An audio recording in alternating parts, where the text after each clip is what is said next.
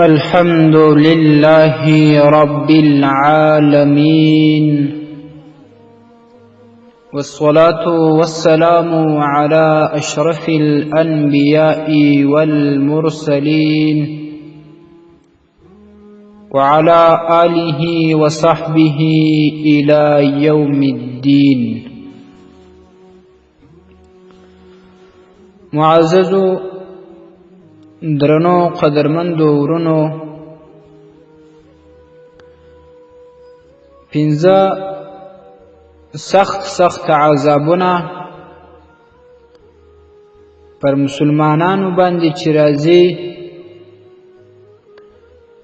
د هغې په وجه باندې چې دغه مسلمانانو څخه پنځه قسمه ګناهونه کیږي.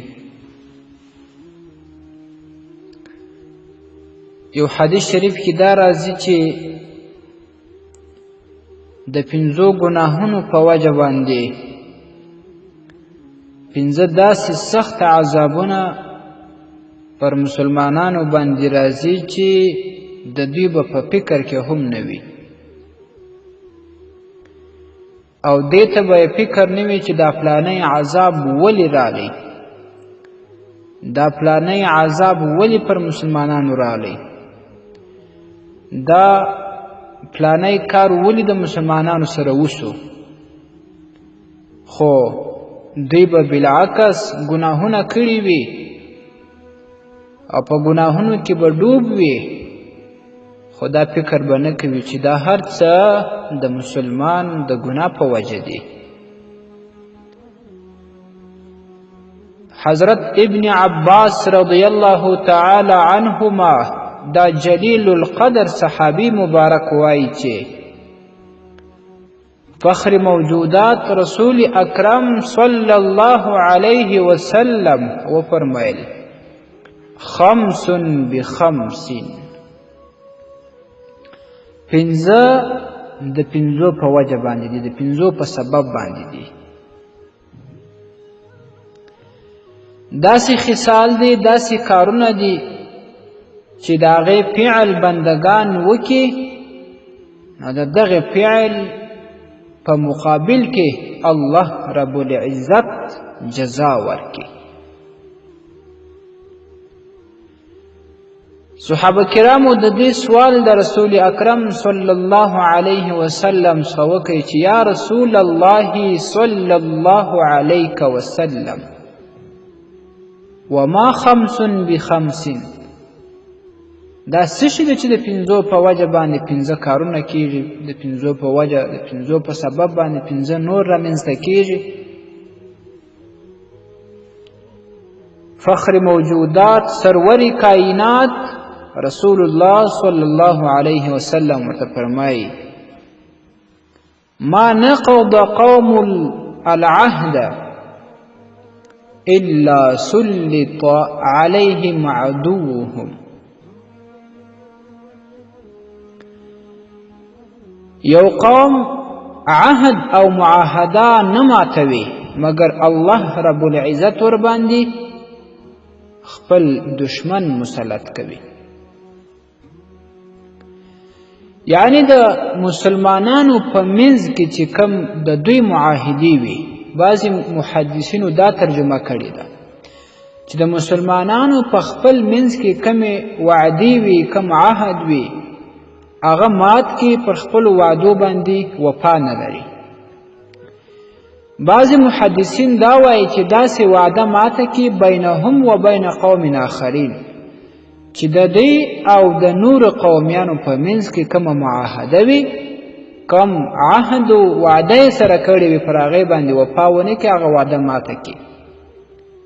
د دغې ګناه په وجه چې یا مسلمانان په خپل منځ کې د بعضې کاروبارونو په بنا باندې یا نور وعدې ماتې کې په وعده باندې وفا نه لري، او یا دا چې د مسلمانانو قوم د کفارو سره د بې مذهبو خلکو سره کومه معاهده په منځ کې لري، هغه ماته کړي. الا سلط علیهم عدوهم، پر دې باندې به الله رب العزت دشمن مسلط کړي. چې کله پر مسلمانانو باندې دشمن مسلط سو نو خامخا به بدی، خامخا به جنګونه، خامخا به جګړې، خامخا به زخمیان، خامخا به مړي منځته راځي. او بعض محدثین دا وایي چې رب العزت به یو داسې سلطان و باچا ور باندې مسلط کړي چې نه به د دوی غږ اوري، نه به یې ناره نه اوري، نه به خبره اوري. نو په خپل مابینځ کې به سره په جګړو باندې باچا او مشر به د دوی اوازونه نه اوري، یا به د باچا د خوا پر دوی باندې ظلمونه کېږي. دا د هغې ګناه په وجه چې دوی خپله په منځ کې وعده یا د نورو قومیانو سره وعده هغه باندې وفا ونه کړه، وعده یې ماته کړله. دویم هغه سخت عذاب چې د کمې ګناه په وجه باندې راځي. وما حكموا بغير ما انزل الله الا فشا فيهم الفقر. او کوم خلق، کوم مسلمانان چې حکم کوي یا فیصلې کوي بغیر د الله رب العزت د کتابه، بغیر د رسول اکرم صلی الله علیه وسلم د سنتو، بغیر د اسلامي د شریعت لارې په بل قانون باندې فیصله کوي، نو الله رب العزت په پر دې قوم باندې فقر مسلط کې، په دوی کې به فقر ډیر شي، انتشار او کثرت سره به په دوی کې مسکنت او فقر دا ډیر شي. درېمه هغه سخته ګناه چې د هغې په وجه باندې، د هغې په سبب باندې درېم سخت عذاب پر مسلمانانو باندې راځي. دا ډېر عجیبه ده. او چې کله دغه حدیث ما ولید، چې کله مې دغه الفاظ ولیدل، او چې کله مې د دې الفاظو په تحقیق پسې کتابونه او شرح وکتلې، بلکل مې زړه ته تېره سوله، بلکل مې ومنله چې دغه ګناه په مسلمانانو کې سته، ځکه دغه عذاب الله رب العزت ور باندې مسلط کړی دی. ډېره عجیبه ده. ولا ظهرت فيهم الفاحشه هي الزنا. په دې مسلمانانو کې چې کله ظاهره سي، ښکاره سي زنا، فاحشه کار، نو بیا به څه وسي؟ دې ته تاسې خپله یو ځل په ډېر څه سوچ باندې، په ډېر فکر باندې وګورئ چې دا عذاب په مسلمانانو کې شته که نه، او دې وجې ته وګورئ، سبب ته وګورئ چې ولې دا سته. فاحشه خو نن سبا عامه ده، خو بعضې محدثینو یې د دغې فاحشې تشریح او توضیح په زنا باندې کړی، چې کله زنا ښکاره سي په مسلمانانو کې، ظاهره سي. او د فاحشې څخه هر منکر کار هم مرادېدلی سي. مراد هر منکر کار دی چې د شریعت خلاف وي، لکه غلا سول، لکه رشوت سو، لکه حرام مال خوړل سوه، لکه ظلم سو، لکه دروغ ویل سوه، لکه د درواغو شاهدي ادا کول سوه، په کاروبار کې دوکه مسلمان ته ورکول سوه. دا ټول په منکراتو کې راځي، دا ټول په فاحشو شانو کې راځي. چې کله دا په مسلمانانو کې دوکه، ظلم، یو بل خطا ایستل، یو د بل په سترګو کې خاورې اچول، ظلم کول، دا منکرات په مسلمانانو کې عام سي، نو بیا به څه وسي؟ ډېر عجیبه دی، ډېر سخت عذاب دی، او په هغه باندې نن سبا مسلمانان اخته دي. الا فشا فيهم الموت. الله الله. چې کله په مسلمانانو کې وای دغسې فاحشه کارونه عام سي، نو په دوی کې به ډېر سي انتشار به ومومي، انتشار به د موت راسي، مرګونه به ډېر سي. الله. نن او سبا د مسلمانانو په ملکونو کې دا مرګونه زیات نه دي؟ تاسې خپله فکر وکړئ، ولې زیات دي؟ وجه څه ده؟ قسم په رب چې ډېر تعجب ورته وړی. دعوې به د اسلام کوي، دعوی به د رسول اکرم صلی الله علیه وسلم د امتیت کوي، دعوی به د امام اعظم ابو حنیفه النعمان رحمه الله د مذهبیت کوي، خو بیا به هم په بعضې کسانو کې دغه فحشي عامې وي، ښه به عذاب هم ورته معلوم وي. نو چې کله فاحشه عامه سي نو بیا خو به خامخا عذاب ورباندې راځي. دغه سخت عذاب په مسلمانانو کې نن عام دی، شته موت، مرګ. دا مرګونه زیات نه دي؟ که موږ او تاسې اوس هم له ګناهونو لاس وانخو، قسم په الله جل جلاله چې نور به هم دغه مرګونه زیات سي په مسلمانانو کې. ورور به ورور ولي، زوی به پلار ولي، زوی به مور ولي. زه د الله رب العزت په ذات باندې دا قسم کوم چې موږ ته داسې قضیې راغلې دي چې خپل زوی خپله مور په خفه باندې مړه کړې ده. الله، خپله مور د 40-45 کالو مور یې په خفه باندې، یعنې په مړۍ کې یې لاس ور ټینګ کړی و، ساه یې ووته، مړه سوه. ولې دا وسوه؟ ورور خپله خور ویشتلی ده، ورور خپل ورور ویشتلی دی، زامنو خپل پلار ویشتلی دی. پلار کله زامنو ولي؟ الله، خاوند خپله مېرمن ویشتلی ده.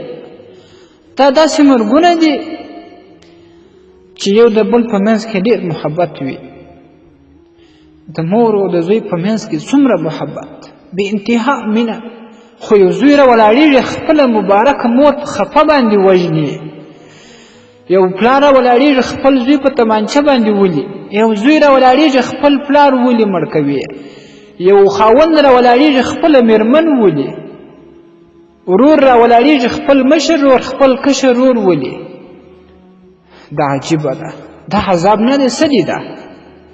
دا زما او ستا د ګناهونو په وجه باندې دي. صرف او صرف د دې سبب، د دې وجه زما او ستا ګناه ده چې کوو، او په ګناه باندې توبه هم نه کاږو. الله رب العزت راڅخه ناراضه دی. قسم په خدای چې الله راڅخه ناراضه دی. دا عذاب دی. مسلمانانو فکر وکړئ، دا عذاب دی. دا مرګونه د هغه چا په منځ کې دي چې دوی په منځ کې ډېر محبت او ډېره مینه وي، یو تر بل ځان هم قربانوي، خو بیا هم دغه مرګونه منځ ته راسي. ولې؟ د ګناه په وجه باندې.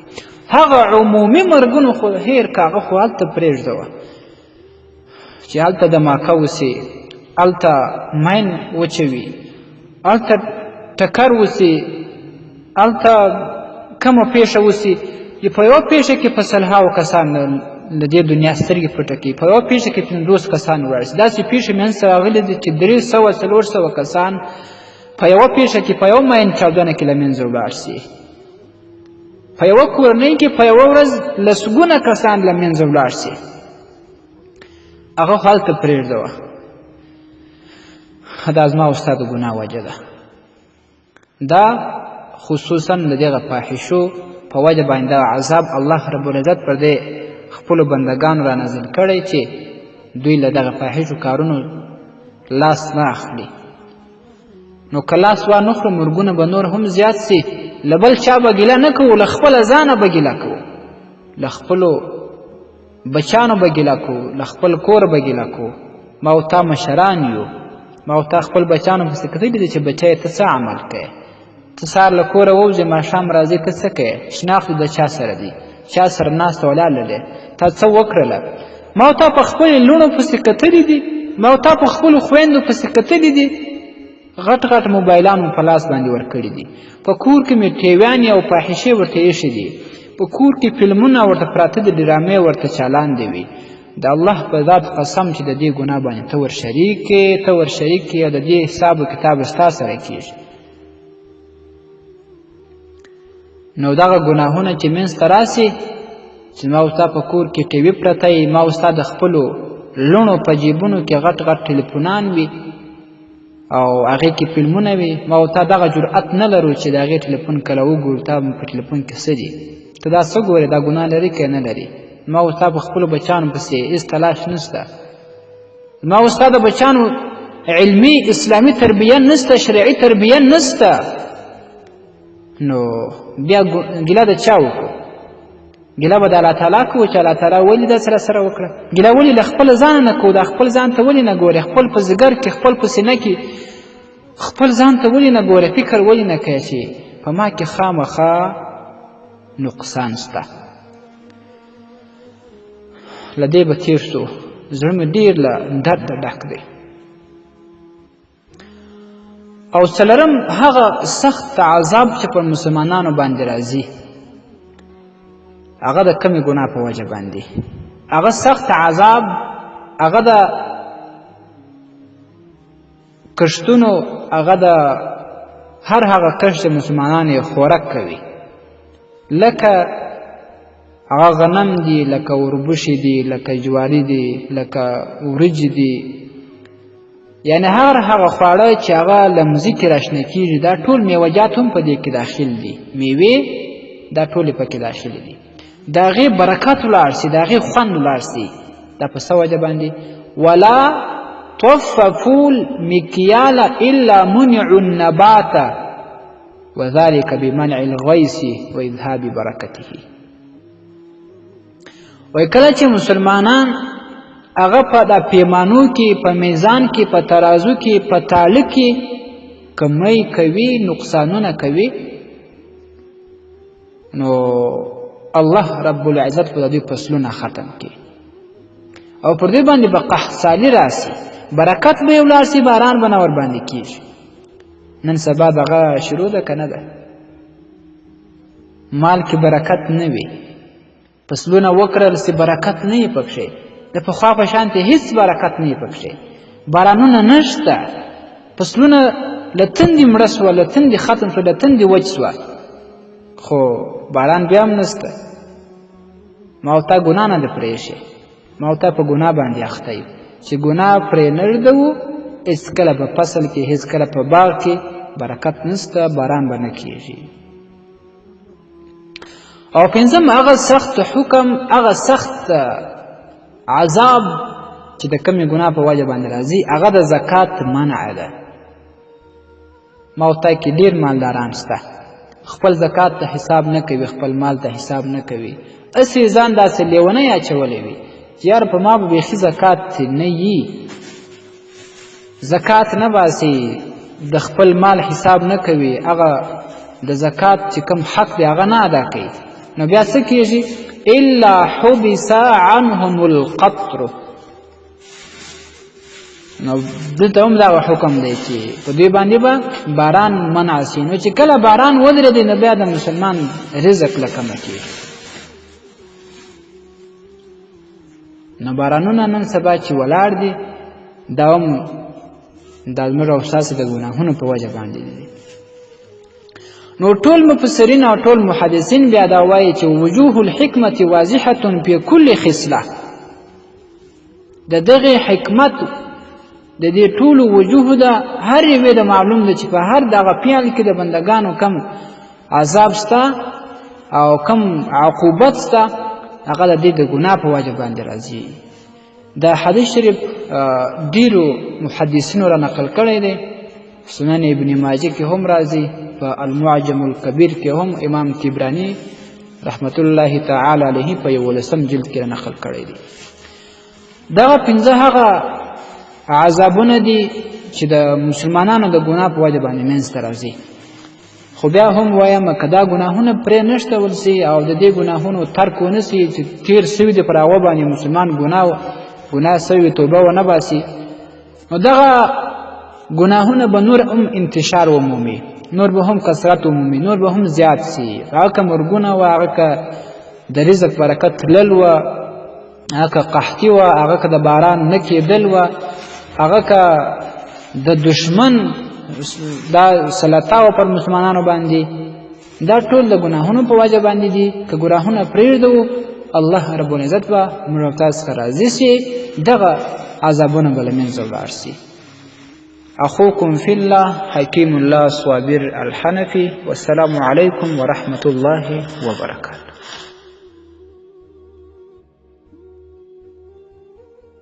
ستاسې د اسلامي پوښتنو جوابونکی مولوي حکیم الله صابر الحنفي صاحب د پوښتنو لپاره د رابطې نمبر 002 314 اوه اتیا اتلس 404